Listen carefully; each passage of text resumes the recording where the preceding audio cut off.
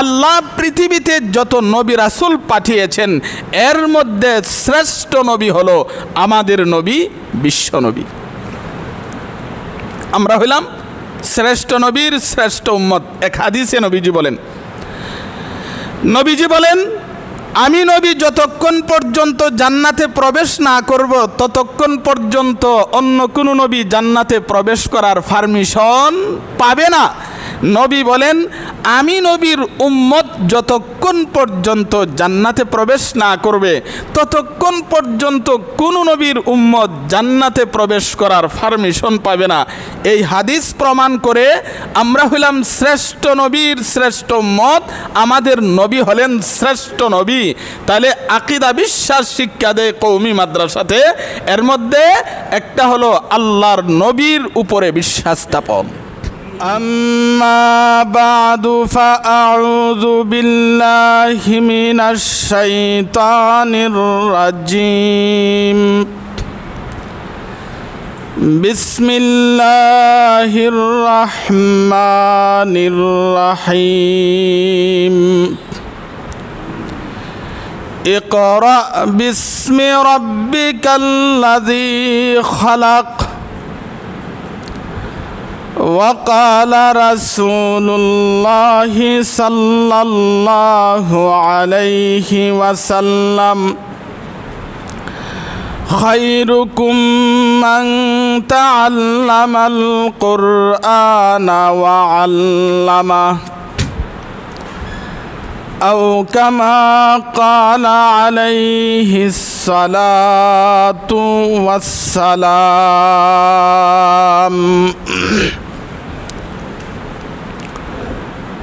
সম্মানিত মুসল্লিয়ানে কেরাম, এলাকার সর্বস্তরের মুসলমান ভাইসব, আমরা মহান রব্বুল আলামিনের দরবারে সর্বপ্রথম শুকর আদায় করি যিনি আমাদেরকে পবিত্র জুমার দিনে জুমার নামাজ পড়ার জন্যে আল্লাহর ঘর মসজিদে আসা বসা, নামাজের পূর্বে কোরআন ও হাদিস থেকে কিছু আলোচনা শোনার তৌফিক আল্লাহ আমাদেরকে দান করেছেন। এই জন্যে আমরা শুকর আদায় করি এবং একবার অন্তর খুলে ইমানি কণ্ঠে বলি আলহামদুলিল্লাহ। মাহতারাম হাজিরিন, আমি গত সপ্তাহে যে আয়াত এবং হাদিস আপনাদের সামনে তেলাওয়াত করেছিলাম, পাঠ করেছিলাম, সেই আয়াত এবং হাদিস আপনাদের সামনে আজও তেলাওয়াত পড়েছি। আমরা গত সপ্তাহে বলেছিলাম মাদ্রাসা কি? মাদ্রাসা হলো কোরআন শিক্ষার প্রতিষ্ঠান। মাদ্রাসা কেন? মাদ্রাসা হলো আদম সন্তানকে মানুষ বানানোর জন্যে। মাদ্রাসায় প্রকৃত মানুষ বানায়। কিন্তু আমাদের সমাজে এমনও কিছু বুদ্ধিজীবী, এমনও কিছু লোক আছে, তাদের প্রশ্ন হলো মাদ্রাসায় কি পড়ায়, মাদ্রাসায় কি শিখায়? তারা 10 বৎসর, 12 বৎসর, 15 বৎসর লেখাপড়া করে, তারা শুধু ইমামতি আর মুয়াজ্জিনি শিখে। অথচ যারা এই প্রশ্ন করে মাদ্রাসা সম্পর্কে ন্যূনতম জ্ঞান তাদের নাই। যারা এই ধরনের প্রশ্ন করে তারা কোনোদিন মাদ্রাসায় বারান্দায়ও পাড়া দেয় নাই, মাদ্রাসায় কোনোদিন লেখাপড়া করে নাই। তাদের পক্ষ থেকে প্রশ্ন, মাদ্রাসায় কি শিখায়? তারা মনে করে মাদ্রাসায় শুধু ইমামতি আর মুয়াজ্জিনি শিক্ষা দেওয়া হয়, আর এই বিদ্যা শিক্ষার জন্যে, ইমামতি আর মুয়াজ্জিনি শিক্ষার জন্যে 10 বৎসর 12 বৎসর লেখাপড়া করার কি দরকার? এত সময় নষ্ট করার কি দরকার? সুতরাং মাদ্রাসার শিক্ষা সংস্কার করা দরকার।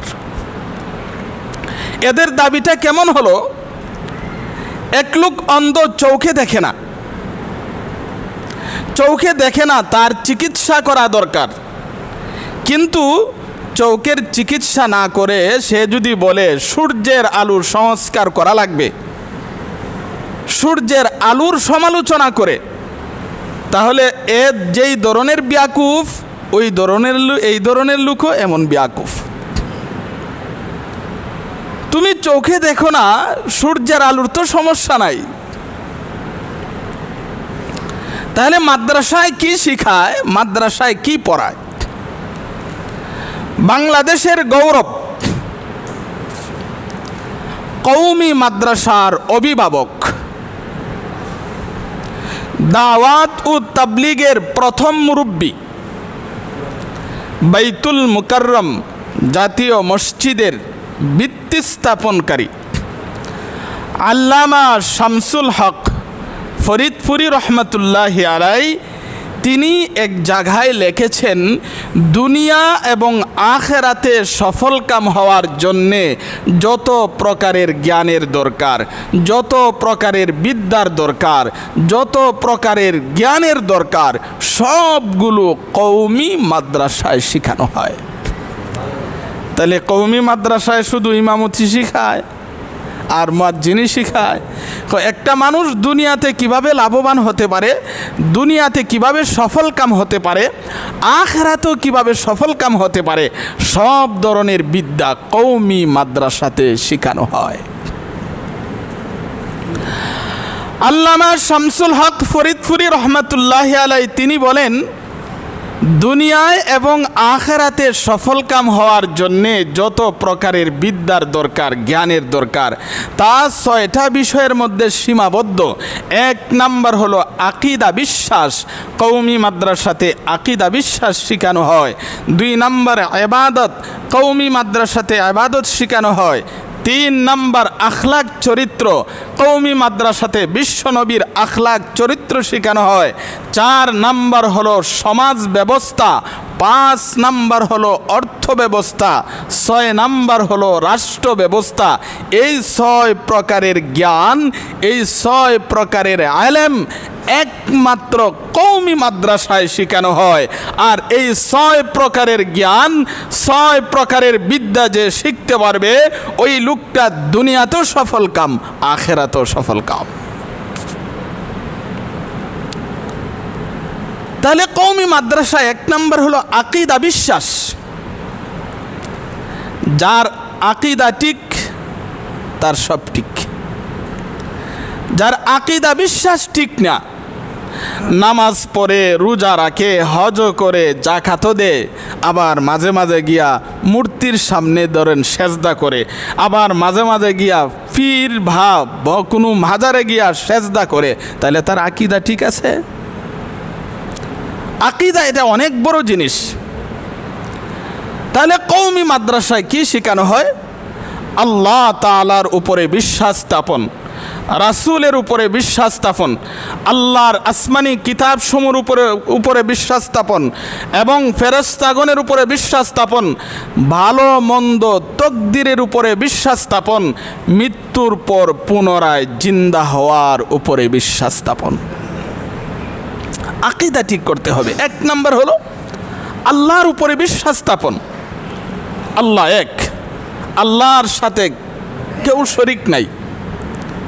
জিন্দা রাখার মালিক আল্লাহ, মারার মালিক আল্লাহ, সুস্থ করার মালিক আল্লাহ, সব ক্ষমতা আল্লাহর। আল্লাহর সাথে কেউ শরীক। আল্লাহ আমাদেরকে সুস্থ রাখেন, আল্লাহ কোনোদিন অসুস্থ হন না। আল্লাহ আমাদেরকে রিজিক দেন, মারেন, জিন্দা রাখেন। আল্লাহ মারা যাবেন? আমরা তো মনে করি আমার বাবা আমাকে রিজিক দেন, আমার বাবা আমাকে সন্তান দেন, আমার বাবা আমাকে সুস্থ করেন। তো আমার বাবা যদি আমাকে সুস্থ করেন, তাহলে বাবা অসুস্থ হয় কে রে? এত বড় ব্যাকুল মানুষ হতে পারে?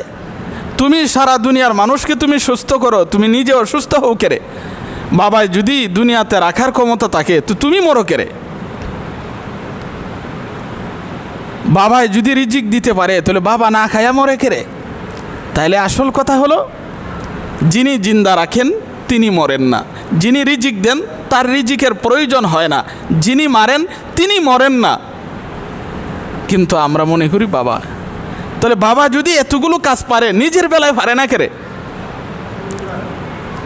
তাহলে এক নাম্বার হল আল্লাহ তাআলার উপরে বিশ্বাস স্থাপন। আল্লাহ এক। কুল হুয়াল্লাহু আহাদ, আল্লাহ এক। আল্লাহুস সামাদ, আল্লাহ কারো মুখাপেক্ষী নয়। কিন্তু আমাদের সমাজে, আমাদের দেশে এমনও তো মানুষ আছে যারা এমন খোদার পূজা করে যেই খোদা নিজে দাঁড়াইতে পারে না, পিছন দিক দিয়া বাঁশ দিয়া দেখা দেওয়ান লাগে। হিন্দুরা আছে না, এদের খোদা নিজে দাঁড়াইতে পারে না, এদের খোদা খাইতে পারে না, এদের খোদার কি ক্ষমতা আছে? আল্লাহ তাআলা কোরআনে বলেছেন সারা দুনিয়ার সব মূর্তি যদি একসাথে হয় একটা মাছি বানানোর ক্ষমতা আসেনি? তাহলে কি খোদা? সারা দুনিয়ার সব মূর্তি মিলে একটা মাছি বানানোর ক্ষমতা নাই, একটা মাছির পাখা বানানোর ক্ষমতা নাই। এমন কি তাদের খোদার সামনে যে খাবার দেওয়া হয়, চিরা খোলা দুধ খাবার দেয়, খোদা তো খেতে পারেই না। কুকুরে খায়, বিড়ালে খায়, কাকে খায়, কুকুরকে তাড়ানোর ক্ষমতাও নাই। এমনকি তাদের গায়ে, তাদের খোদার গায়ে যদি কুকুরে পেশাব করে দেয়, এটাও তাড়ানোর ক্ষমতা নাই। কি খোদা? 33 কোটি খোদার পূজা করে। তাহলে এক নাম্বার কওমি মাদ্রাসাতে শেখানো হয় আকীদা, বিশ্বাস, আল্লাহ তাআলার উপরে বিশ্বাস স্থাপন। আল্লাহ তাআলার উপরে বিশ্বাস স্থাপন। 2 নাম্বার কি শিখায়? 2 নাম্বার শিখায় নবীগণ রাসূলগণের উপরে বিশ্বাস স্থাপন। আল্লাহ তাআলা মানুষের হেদায়েতের জন্যে, জান্নাতের রাস্তা দেখানোর জন্যে, জাহান্নাম থেকে বাঁচানোর জন্যে আল্লাহ তাআলা দুনিয়াতে অগণিত নবী রাসূল প্রেরণ করেছেন। প্রায় লক্ষাধিক নবী রাসূল আল্লাহ দুনিয়াতে প্রেরণ করেছেন।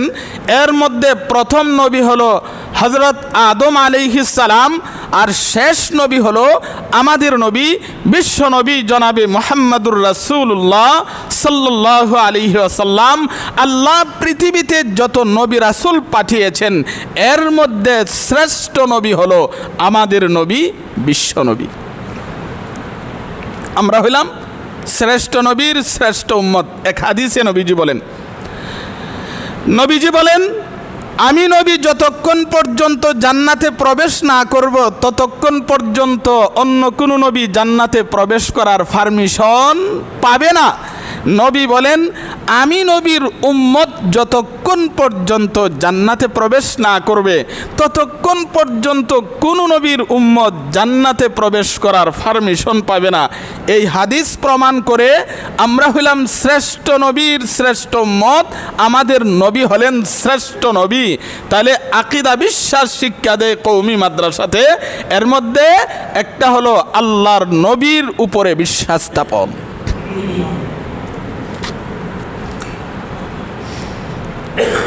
কিন্তু আমাদের নবীকে শেষ নবী মানে না এমনও তো লোক দুনিয়াতে আছে। আমাদের নবী হলেন সর্বশেষ নবী এবং সর্বশ্রেষ্ঠ নবী। যারা আমাদের নবীকে শেষ নবী এবং শ্রেষ্ঠ নবী মানবে না সে মুসলমান হতে পারে না, নিঃসন্দেহে কাফের। সূরাতুল আহজাবের 40 নম্বর আয়াতে আল্লাহ তাআলা বলেন মা কানা মুহাম্মাদুন আবা আহাদিম মির রিজালিকুম ওয়ালাকির রাসূলুল্লাহি ওয়া খাতামান নাবিয়্যিন। আল্লাহ তাআলা সূরাতুল আহজাবের 40 নম্বর আয়াতে বলেন যে মুহাম্মদ তোমাদের কোনো পুরুষের পিতা নন, তিনি হলেন আল্লাহর রাসূল এবং সর্বশেষ নবী। আমাদের নবীকে আল্লাহ কি বলছেন? সর্বশেষ নবী। আমাদের নবী বিশ্ব নবী এক হাদিসে বলেন, আনা খাতামুন নাবিয়্যিন লা নাবিয়্যা বাদি। নবী বলেন, আমি হইলাম সর্বশেষ নবী, আমার পরে আর কোনো নবী নাই। এই আয়াত এবং হাদিস দ্বারা প্রমাণ হয় আমাদের নবী হলো সর্বশেষ নবী। আল্লাহ কোরআনে আমাদের নবীকে খাতামুন নাবিয়্যিন বলেছেন, সর্বশেষ নবী বলেছেন। বিশ্ব নবীও আমাদের নবীকে খাতামুন নাবিয়্যিন বলেছেন, সর্বশেষ নবী বলেছেন। সুতরাং কেউ যদি আমাদের নবীকে সর্বশেষ নবী না মানে সে মুসলমান হতে পারে না, নিঃসন্দেহে কাফের। সুতরাং গোলাম আহমদ কাদিয়ানী আমাদের নবীকে শেষ নবী মানেন নাই, যার কারণে গোলাম আহমদ কাদিয়ানী কাফের, গোলাম আহমদ কাদিয়ানীর অনুসারীরাও কাফের। তাহলে গোলাম আহমদ কাদিয়ানী এবং তার অনুসারীরা মুসলমান না কাফের? কাফের। কাদিয়ানী যারা, এদের সাথে ব্যবসা বাণিজ্য হারাম, কাদিয়ানীদের সাথে বিয়ে শাদীর সম্পর্ক হারাম। কাদিয়ানী যদি মারা যায় এদেরকে মুসলমানের কবরে দাফন করা হারাম। কোনো কাদিয়ানী মারা গেলে তাদের জানাজার নামাজ পড়া হারাম। কাদিয়ানী কাফের, এই কথাতে যদি কেউ সন্দেহ পোষণ করে সেও কাফের, এবং কাদিয়ানীর পক্ষে যদি কেউ উকালতি করে সেও কাফের। কাদিয়ানীকে মুসলমান বানানোর জন্য যদি কেউ চেষ্টা করে সেও কাফের। তাহলে কাদিয়ানীরা মুসলমান না কাফের? কাফের। কেন কাফের? গোলাম আহমদ কাদিয়ানী আমাদের নবীকে শেষ নবী মানে না। গোলাম আহমদ কাদিয়ানীর অনুসারী যারা, তারা আমাদের নবীকে শেষ নবী মানে না, এই জন্যে কাফের। এখন প্রশ্ন হবে, উলামায়ে কেরাম সবসময় শুধু সরকারের কাছে একটা দাবি জানায়, কাদিয়ানীদেরকে অমুসলিম ঘোষণা করা হোক, কাদিয়ানীদেরকে অমুসলিম ঘোষণা করা হোক। কাদিয়ানী ছাড়া আর কোনো দল বাংলাদেশে নাই। ইহুদি আছে, খ্রিস্টান আছে, হিন্দু আছে, কত ধর্ম আছে, হাজার হাজার ধর্ম আছে। অন্যদের বেলায় উলামায়ে কেরাম মুসলমানরা দাবি করে না, শুধু কাদিয়ানীদেরকে অমুসলিম ঘোষণা করা হোক এই দাবি কেন করে? তার কারণ কি? হিন্দু তারা অমুসলিম, নিজেরা দাবিও করে অমুসলিম, নিজেদেরকে পরিচয় দেয় অমুসলিম বলে। ইহুদি খ্রিস্টান অমুসলিম, তারা নিজেদেরকে দাবিও করে অমুসলিম। না, হিন্দুরা কোনোদিন আয়েশা বলছে আমরা মুসলিম, ইহুদি খ্রিস্টানরা বলছে মুসলিম, কিন্তু কাদিয়ানীরা অমুসলিম দাবি করে মুসলিম। দুঃখাবাজ। এদের দুঃখার কারণে সাধারণ মানুষ তাদেরকে ধরতে পারে না, দুঃখার মধ্যে পড়ে যায়। অন্য ধর্মের অনুসারীরা তারা অমুসলিম, নিজেদেরকে দাবিও করে অমুসলিম, পরিচয় দেয় অমুসলিম। কাদিয়ানীরা অমুসলিম, নিজেদেরকে পরিচয় দেয় মুসলিম, দাবি করে মুসলিম। এই জন্য সাধারণ মানুষ দুঃখায় পড়ে যায়। যেন সাধারণ মানুষ দুঃখায় না পড়ে, তাদের ঈমানকে রক্ষা করতে পারে, এই জন্যে উলামায়ে কেরামগণ সরকারের কাছে দাবি করে আসছে কাদিয়ানীদেরকে অমুসলিম ঘোষণা করা হোক, কাদিয়ানীদেরকে অমুসলিম ঘোষণা করা হোক। আর যতদিন পর্যন্ত বাংলার জমিনে কাদিয়ানীদেরকে অমুসলিম ঘোষণা না করা হবে, উলামায়ে কেরাম সেই দাবি বন্ধ করবে না। উলামায়ে কেরামের সেই দাবি বাংলাদেশে বাস্তবায়ন করেই ছাড়বে ইনশাআল্লাহ। আমাদের নবী বিশ্ব নবী 3 প্রকারের মানুষকে দাজ্জাল বলেছেন। কয় প্রকারের মানুষকে দাজ্জাল বলেছেন? 1 নাম্বার, কিয়ামতের পূর্বে যে খানা দাজ্জাল আসবে, খানা দাজ্জাল। 2 নাম্বার হলো কিয়ামত পর্যন্ত কেউ যদি নবী দাবি করে সে হলো দাজ্জাল। 3 নাম্বার হলো ধর্মের নামে নতুন নতুন জিনিস যারা আবিষ্কার করবে বেদাতি, এদেরকে নবীজি দাজ্জাল বলেছেন। তাহলে আমাদের নবী বিশ্ব নবী 3 প্রকারের মানুষকে দাজ্জাল বলেছেন। কয় প্রকারের মানুষকে দাজ্জাল বলেছেন? 3 প্রকারের মানুষকে। 1 নাম্বার হলো কিয়ামতের পূর্বে যে কানা দাজ্জাল আসবে তাকে নবীজি দাজ্জাল বলেছেন। 2 নাম্বার নবী বলেন, আমি নবী জন্মের পরে কিয়ামত পর্যন্ত কেউ যদি নবী দাবি করে সে দাজ্জাল। নবীজি 2 নাম্বার কেউ যদি নবী দাবি করে তাকে দাজ্জাল বলেছেন। 3 নাম্বার বেদাতিকে নবীজি দাজ্জাল বলেছেন। কিয়ামতের পূর্বে একটা দাজ্জাল আসবে, খানা দাজ্জাল। তার এক চোখ থাকবে খানা, আবার তার কপালে লেখা থাকবে কাফ রা ফা, কাফের। এ আইসা ক্ষুদা দাবি করবে, বলবে আমি ক্ষুদা। সে ক্ষুদা না দাজ্জাল? 2 নাম্বার, আমাদের নবীজি জন্মের পর থেকে নিয়ে কিয়ামত পর্যন্ত কেউ যদি দুনিয়াতে নবী দাবি করে সে নবী নয়, দাজ্জাল। সুতরাং এই কথা থেকে বোঝা যায় গোলাম আহমদ কাদিয়ানি নবী না দাজ্জাল? দাজ্জাল। গোলাম আহমদ কাদিয়ানি নবী না মিথ্যুক? মিথ্যুক। গোলাম আহমদ কাদিয়ানি নবী না দুঃখাবাজ? দুঃখাবাজ। গোলাম আহমদ কাদিয়ানি এ দুনিয়াতে বহু দাবি করেছিল, একটা দাবিও বাস্তবায়ন করতে পারে নাই। গোলাম আহমদ কাদিয়ানি কোনো সময় দাবি করেছিল আমি ক্ষুদা,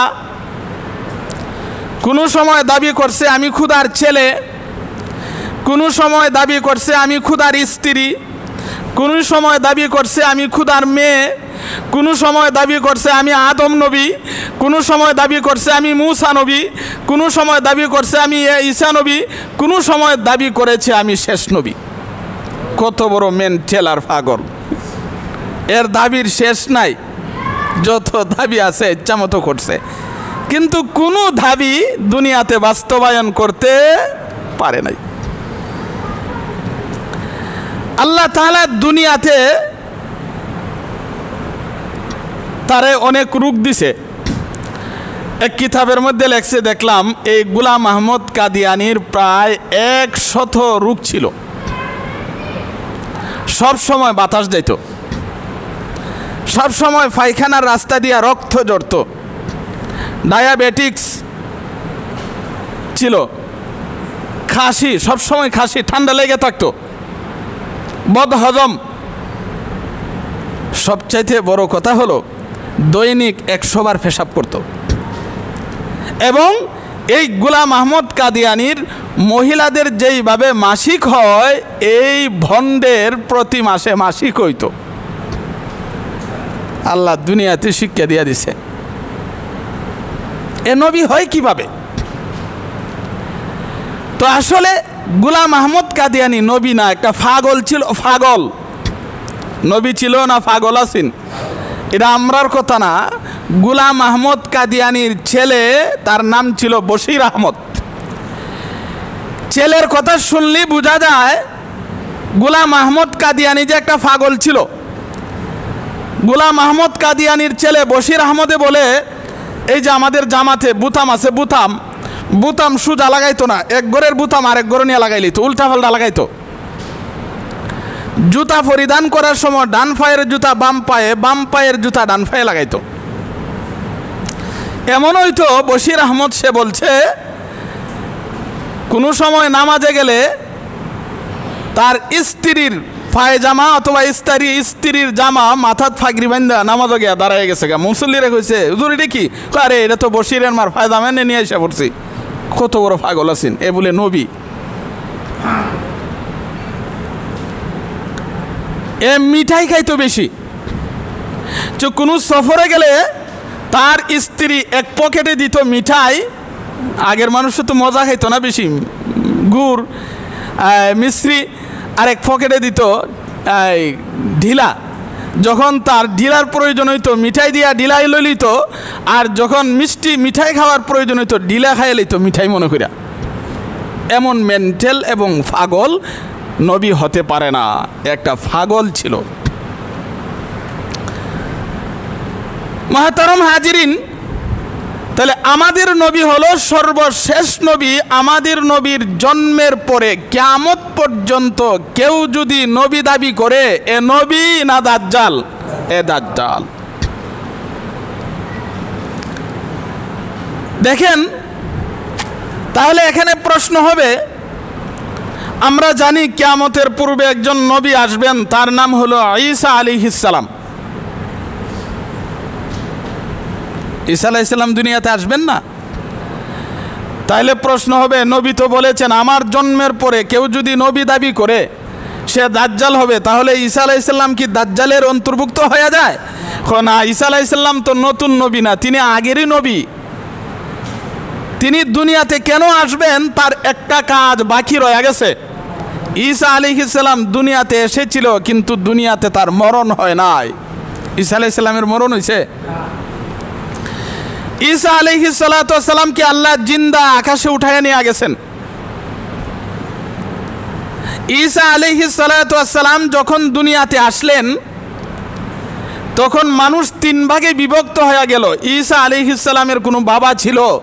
বাবা ছিল না। বাবা না থাকার কারণে ঈসা আলাইহিস সালাম যখন দুনিয়াতে আসছেন, একদল মানুষ বলতে লাগলো উনি জারজ সন্তান। ঈসা আলাইহিস সালামরে কি বলতে লাগছে? ও বাবা সারা সন্তান হইলে আমরা সমাজে আমরা কি কই? জারজ সন্তান। আরেক দলে ঈসা নবীর এখন জারজ সন্তান না আল্লাহর সন্তান।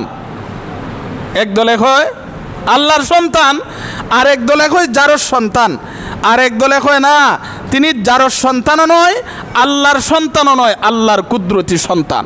এটা হলো সঠিক দল। আল্লাহ ইচ্ছা করলে বাবা ছাড়াও সন্তান দিতে পারে, মা ছাড়াও সন্তান দিতে পারে। যারা জারজ সন্তান বলেছিল এরা কয় জারজ সন্তান নবী দাবি করবে, এটা হতে পারে না। এরা ঈসা আলাইহিস সালামকে মারার জন্য ঘেরাও করছে, মারার জন্যে আল্লাহ তাআলা আসমানে উঠায় নিয়ে গেছে। যারা মারার জন্য ঘেরাও করেছিল এদের নেতা সর্বপ্রথম ঘরের ভিতরে ঢুকছে। ঢুকার পরে আল্লাহ এদের সর্দারের চেহারা সুরত ঈসা নবীর মতো বানাই দিছে।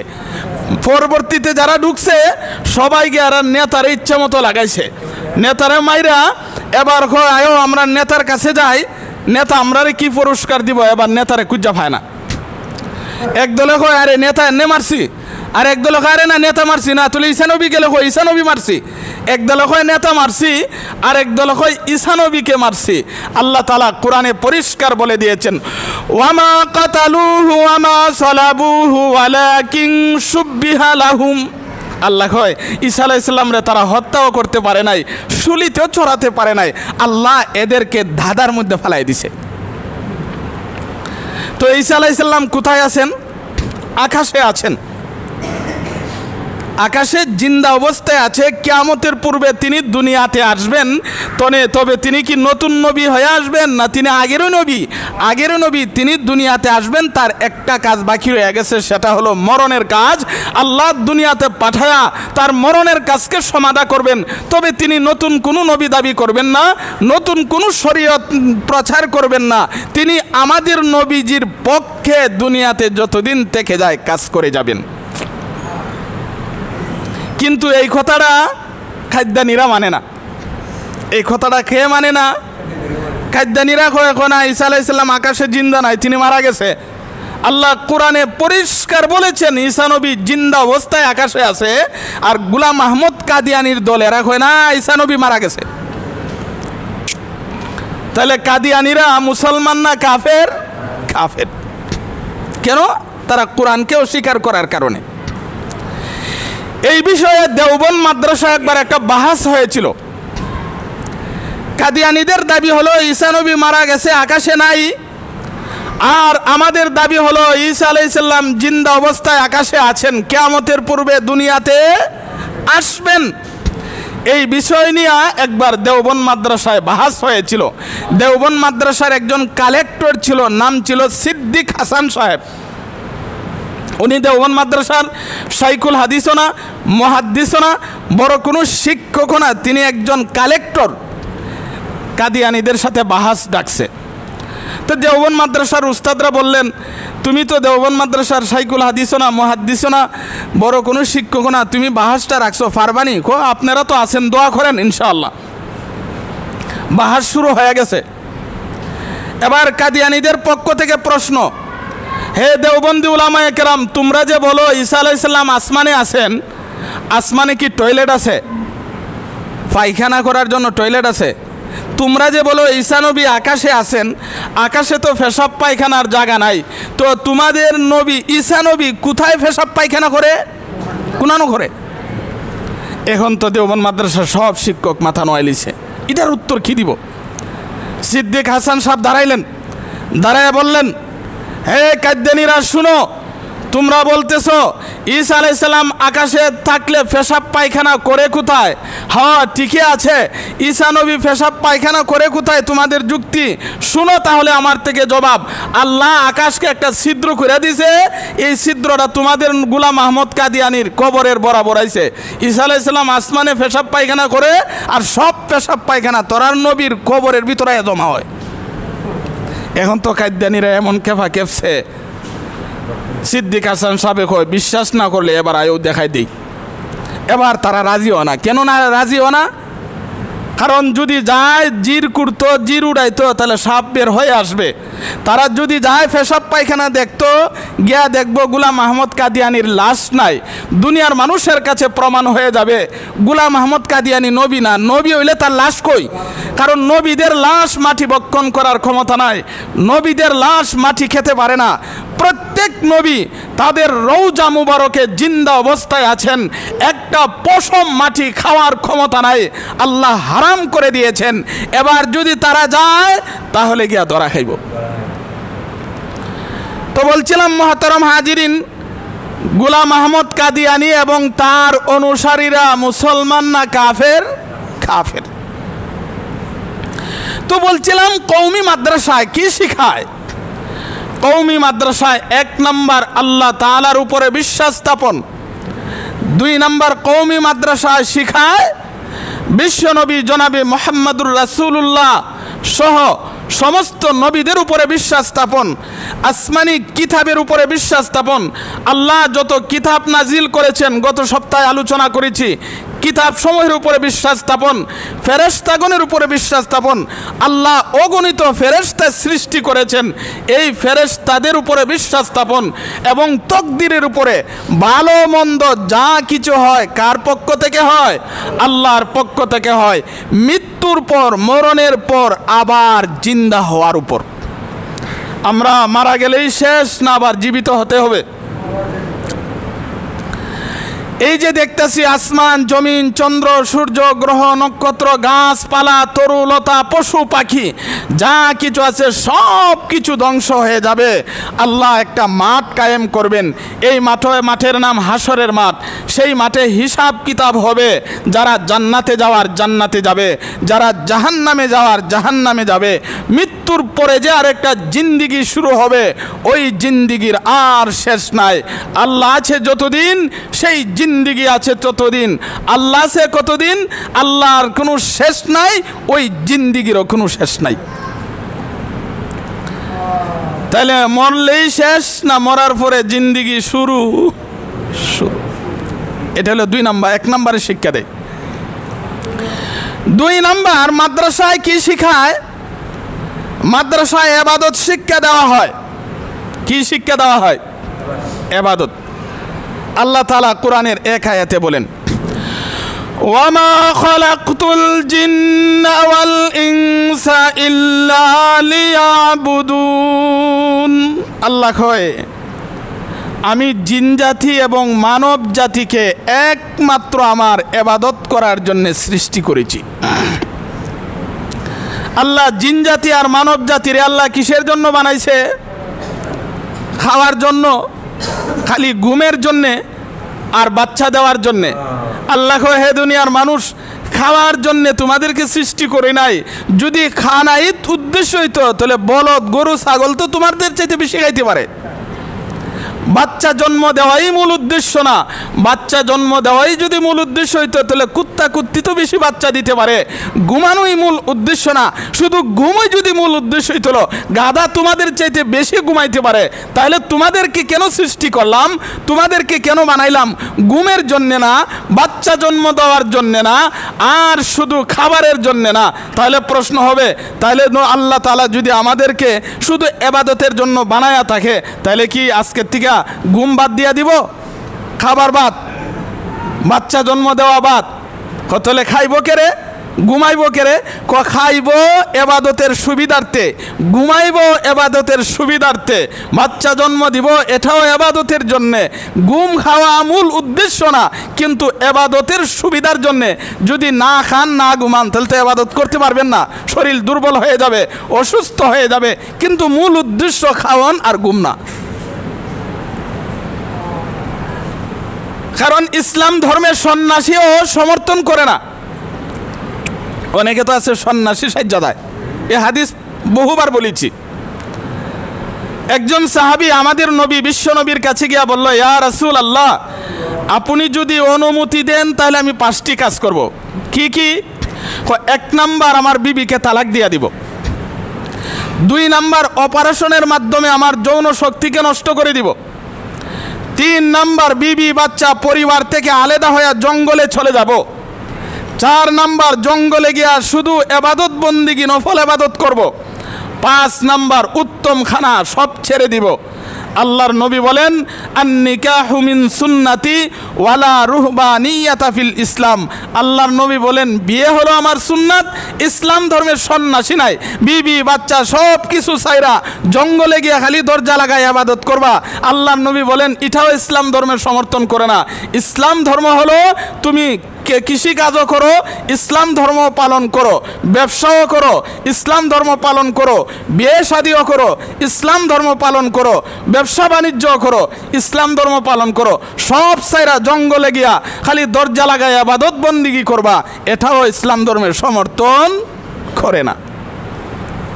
তাহলে 2 নাম্বার, মাদ্রাসায় পড়ানো হয় এবাদত। এবাদত মানে ফাঁক না ফাঁক, কেমনে ফাঁক না ফাঁক অর্জন করবেন, উজু গোসল কীভাবে করবেন, নামাজ রোজা কীভাবে রাখবেন, এবাদত বন্দিগি কীভাবে করবেন, এই এবাদত শিক্ষা দেওয়া হয় মাদ্রাসায়। কোথায় শিক্ষা দেওয়া হয়? এখানে একটা গল্প শোনাই আপনাদেরকে, শুনেন। আমরা অনেক সময় সন্তানকে খুব আগ্রহের সাথে মাদ্রাসায় পড়াই,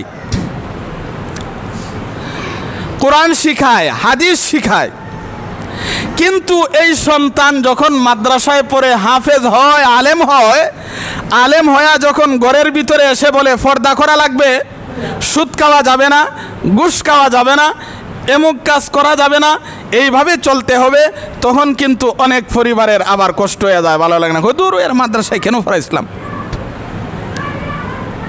এমনও পরিবার কিন্তু আছে, প্রথমে আগ্রহের সাথে পড়ায়, পরবর্তীতে যখন দেখে যে আরেকটা ছেলে আছে মাদ্রাসায় লেখাপড়া করছে না, বিদেশ গেছে, প্রতি মাসে 1 লক্ষ টাকা দেয়, আর আলেম বানাইছে বেশি একটা টাকা পয়সা দিতে পারে না, তখন দেখা খালি এর সমালোচনা।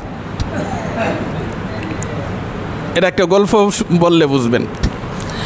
এক মূর্খ লোক বিয়া করছে, এক মূর্খ লোক বিয়া করছে।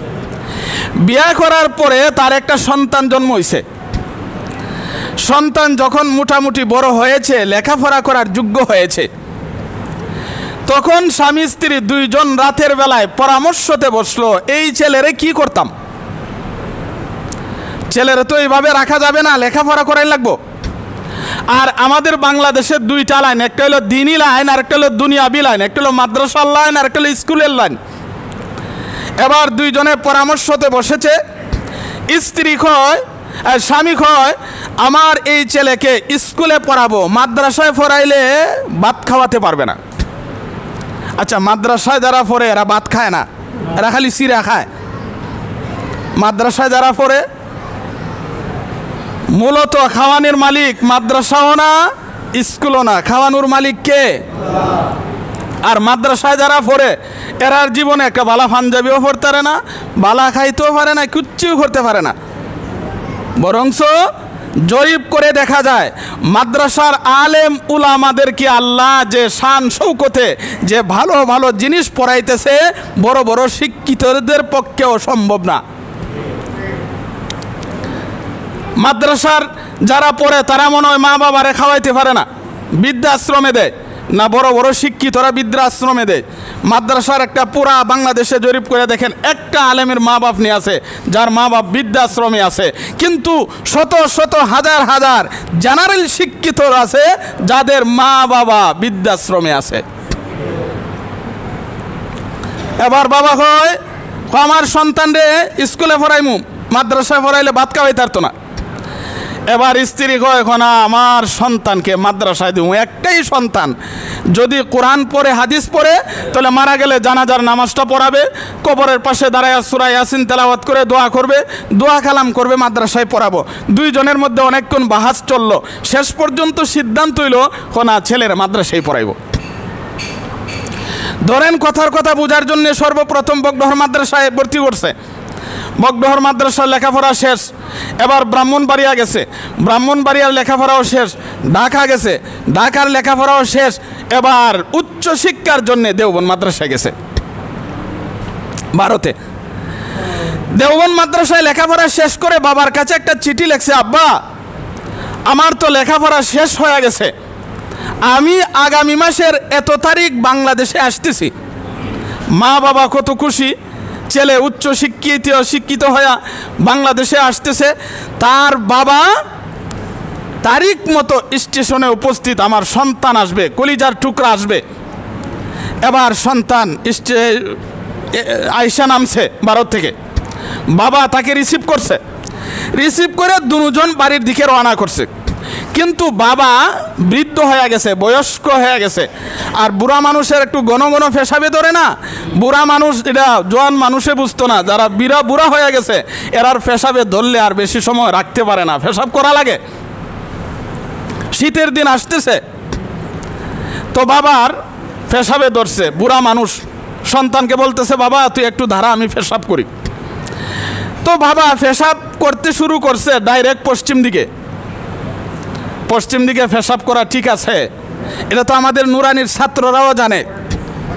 এবার ছেলে ভাবতেছে আহারে মাত্র লেখাপড়া করে আসলাম, উচ্চশিক্ষিত হয়ে আইলাম, আমার আব্বা পশ্চিম দিকে পেশাব করতেছে, এটা তো ঠিক না। এই জন্য ছেলে আস্তে আস্তে একটু কাছে গেছে, গিয়া বলতেছেন আব্বা দয়া করে যদি একটু ঘুরে যাইতেন, এই দিক দিয়ে পেশাব করা ঠিক না, এদিকে তো আমাদের কেবলা কাবা। তো বাবা ছেলের কথা শুই না ঘুরা গেছে। বাঙালি কিন্তু ঘুরছে তো এমন ঘুরছে, বাঙালি বুঝলে কিন্তু ডাইরেক্ট উল্টা বুঝে, এমন ঘুরছে এবার ডাইরেক্ট এবার পূর্ব দিকে। আমরা নুরানির ছাত্রদেরকে পড়াই, আপনারাও শুনছেন, কেবলার দিকে মুখ করিয়া কেবলার দিকে পিঠ করিয়া অনিষেধ। এবার আস্তে আস্তে আবার কাছে গেছে, গিয়ে আব্বা পশ্চিম দিকে যেমন রুখ করে পেশাব করা যায় না, ফিট করেও যায় না, দয়া করে যদি একটু ঘুরে যেতেন। এবার বাবা দক্ষিণ দিক দিয়ে ঘুরছে। কোন দিক দিয়ে ঘুরছে? দক্ষিণ দিক দিয়ে ঘুরছে ঠিক, কিন্তু ঘটনাক্রমে ওই দিক দিয়ে প্রবল বাতাস ছিল। এমনি তো কোনো সমস্যা নাই, কিন্তু প্রবল বাতাসের দিকে রুখ করে পেশাব করা নিষেধ, কারণ বাতাসের দিকে রুখ করে যদি পেশাব করেন পেশাবের ফুট আপনার গায়ে এসে পড়বে, এই জন্য নিষেধ। এবার বলতেছেন আব্বা দক্ষিণ দিক দিয়ে তো কোনো সমস্যা ছিল না, কিন্তু এদিক দিয়ে বাতাসের কারণে নিষেধ, দয়া করে যদি একটু ঘুরে যাইতেন। এবার বাবা উত্তর দিক দিয়ে ঘুরছে, ঘুরলে কী হইব, পেশাব বুড়া মানুষ, তিন দিক দিয়ে ঘুরতে ঘুরতে শেষ, চতুর্দিক দিয়ে এই দিক দিয়ে উত্তর দিক দিয়ে ঘুরার পরে আর পেশাব নাই। কিন্তু মনে মনে বড় রাগ, এই জন্যই কইছিলাম মাদ্রাসা পড়াইতাম না। এবার খুব রাগ নিয়া ছেলেকে নিয়ে আবার রওনা দিছে, কিন্তু ছেলে অনেক দিন পরে আসছে, তো রাস্তাঘাটে মানুষের সাথে সাক্ষাৎ করতেছে, যার কারণে ছেলে পিছে পড়ে গেছে, বাবা আগে চলে গেছে। এখন বাবা যখন বাড়িতে গিয়ে উঠছে, ওই দিকটা তো ছেলের মাও দাঁড়ায় রয়েছে, বলতেছে স্বামী আমার কলিজার টুকরা সন্তান কোথায়? আইতেছে, রাগ দেখায় বলতেছে আসতেছে, বলছিলাম ওই মাদ্রাসায় পড়াইতাম না, মাদ্রাসায় পড়াইয়া কি হয়েছে জানোস, এক দিকদার পেশাব আমারে তিন দিকদা করাইছে, চার দিকদা ঘুরাইয়া আইতেছে বাড়ির তোরে পেশাব করাইব, এক দিকদার পেশাব তোরে 30 দিকদা করাইব, 40 বারে ঘুরাইয়া। এই যে মূর্খ বাবা বিষয়টা উল্টা বুঝছে। আসলে এটা কি ছেলের দোষ, মাসালার দোষ? মাসালারও দোষ না, ছেলেরও দোষ না। এই জন্য মুহতারাম হাজিরিন, আমাদের সমাজেও দেখা যায় অনেক বাবা, অনেক মায় সন্তানদেরকে মাদ্রাসায় পড়ায় খুব আগ্রহের সাথে। এবার যখন ছেলে বড় হইয়া আলেম হইয়া যখন সমাজে বলে পর্দা করতে হবে, সুদ খাওয়া যাবে না, ঘুষ খাওয়া যাবে না, মদ খাওয়া যাবে না, এই কাজ করা যাবে না, এই কাজ করা যাবে না, তখন সমাজের অনেক আর বালাফানা হুদুর এ মৌলবী কেড়ে হইলো, এর মৌলবী কেড়ে বানাইলাম, মা বাবা অনেক আছে এরে আলেম বানায়, এই তো উল্টা হয়েছে। তো বলছিলাম মুহতারাম হাজিরিন, মাদ্রাসায় এবাদত শিক্ষা দেয়, মাদ্রাসায় আখলাক শিক্ষা দেয়, মাদ্রাসায় সমাজে কিভাবে শান্তি আসবে সেই বিদ্যা শিক্ষা দেয়, মাদ্রাসায় অর্থ ব্যবস্থা সুদ মুক্ত সমাজ কিভাবে গড়বে সেই শিক্ষা দেওয়া হয়, মাদ্রাসায় রাষ্ট্র পরিচালনার শিক্ষা দেওয়া হয়। আল্লামা শামসুল হক ফরিদপুরি রহমতুল্লাহি আলাইহি তিনি বলেন, দুনিয়ায় আখিরাতে সফলকাম হওয়ার জন্যে যত প্রকারের জ্ঞান, যত প্রকারের বিদ্যা আছে সবগুলো কওমি মাদ্রাসায় শেখানো হয়। আল্লাহ তাআলা আমাদের সন্তানদেরকে কোরআন হাদিসের জ্ঞান শেখানোর তৌফিক দান করুন, সকলে বলুন আমিন।